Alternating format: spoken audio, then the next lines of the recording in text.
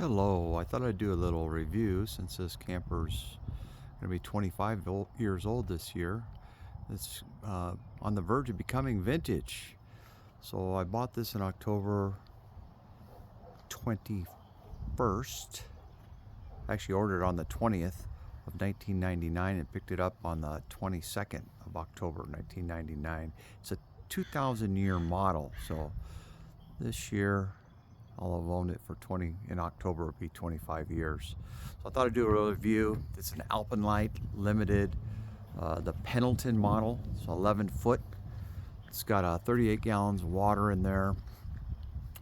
It's got a couple of storage compartments. This one's for propane. It's got two horizontal 30-pound tanks. They hold 7 gallons each. And this was for the generator, but I opted not to get the generator. So I use it for my little Smoky Joe Weber leveling blocks, briquettes, lighter fluid. So I prefer not to have the generator anyway. Prefer to have storage, and storage is so critical in these smaller campers. Got a rear awning I had put on it. Still works pretty good. Both the awnings, the side awning and the rear awning, are both still functional. They're still working good. Not electric or anything. It's manual awning, but still pretty good. On this side we got the batteries. I got a couple of Group 27s in there. Group 31s will actually fit, but the space at the top is going to be super tight, so I went with the 27s instead. They seem to be working pretty good. They're Duracell marine grade.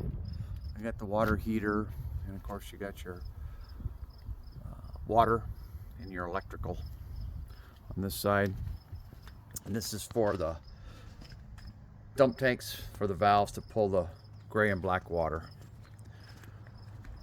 On the inside I did a little, as you can see, I got to use an extended hitch because I'm pulling my side-by-side trailer.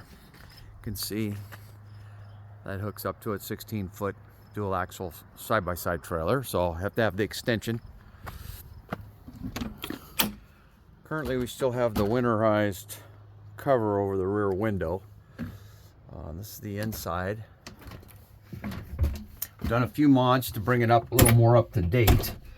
I put some hooks in there, command strips. This is the closet. Plenty of room for 2 people. Just my wife and I.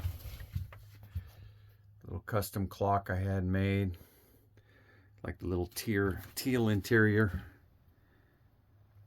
And then usually we have this little basket since it's just the 2 of us. Has our reading materials in there. It has AC. We've never used it. I did just hook it up, and it does still work. We just never had the occasion. I live in the Pacific Northwest on the eastern side, and we're usually camping between 3,500 and 6,000 feet elevation, and really don't need the air conditioning. It's got a queen bed, runs north-south. It's got some cabinets for storage. This one was supposed to be for a TV. We really don't watch TV, so I don't bring a TV. It's got a little, use it for hunting. Got a gun cabinet there next to the bed on this side. That's my side. And then wife's got a little nightstand. It has a front window, which I really don't care for, but just another place that caused leaks, but it's there, so we deal with it, try to keep it sealed up best we can. There's an escape hatch. Again, it has the winter cover on there because it's still pretty cold up here. It's got some pretty good storage in here. Got the coffee maker and then a backup pot. And this is for food storage. I upgraded the faucet here. It had the separate faucet without a pull-out neck and a spray head on there, so I fixed that. I made this spice rack for it because we like to barbecue and have a few spices available though when you're cooking, so you don't have to open the cupboard. It's got the typical everyday 3-burner stove.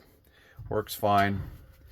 I did put this paper towel rack in here to get the paper towels so it could have more counter space, because it's always a premium This is a double porcelain sink. I wish it was one of those big single ones or perhaps a farmer sink, but back in the day that wasn't a thing. So I haven't bit the bullet and tried to upgrade that. I did tap into the radio. The radio's up just above this cabinet. So you got this one wall. I took the power supply to that, and I did install this USB ports. It's got one that's like a cigarette lighter. I plugged in a 2-port with a fast charger, and then it has 2 more ports, and it will give you the battery voltage. Turn that on, and it tells you how your batteries are doing, which is kind of cool to have, so you don't have to go out there and put the voltmeter on them or anything. So that was the upgrade there. The spice rack, another upgrade. I think one of the biggest upgrades, that was one of the nicest. This has a dry bath in here, as you can see. Well, I got a Dometic. I think it's a 310 model, and it's a regular porcelain, high, oval bowl, like a residential toilet. That short little round toilet that it came with, I wasn't too happy with that. The shower, the sink's kind of small, especially for counter area. But I'm thinking about building. We don't use the shower too much. Usually, if we only use it if we can't go swimming, or if we're riding on the side and super dusty, or a bunch of people or something, we get super dusty, then we'll come and take one of those military type showers. It is a dry shower, so it's got a curtain there that you can close around this shower floor. Not super big, but this is a truck camper after all. The toilet paper is hidden inside that door. It's on the back of that door. And this is fully heated. This has a 25,000 BTU heater in this camper. I did add a couple more command strips over here so you can hang your towels and stuff up after you been at the beach or whatever. Well, anyway, that's about all the stuff we got. The thing is still functional. We still enjoy it. As we've gotten a bit more vintage ourselves, that step is a bit tall. Those two, step to the top of that box and then the step up to the bed, that's a regular queen mattress from the regular store. That was a fun job wrestling that in there.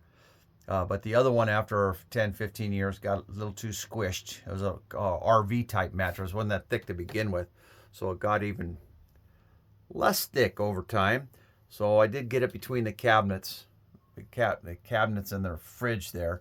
This has a pretty good sized fridge too. This has a 6 cubic foot. That's the freezer. That's pretty big for a truck camper of this vintage. And then there's the bottom one. It's pretty good. Usually for if we go for a longer camping trip, this is a 3-way fridge, by the way.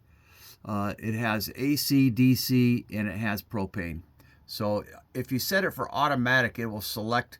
If you plug it in, it'll automatically go to AC, and when it's unplugged, it goes to propane.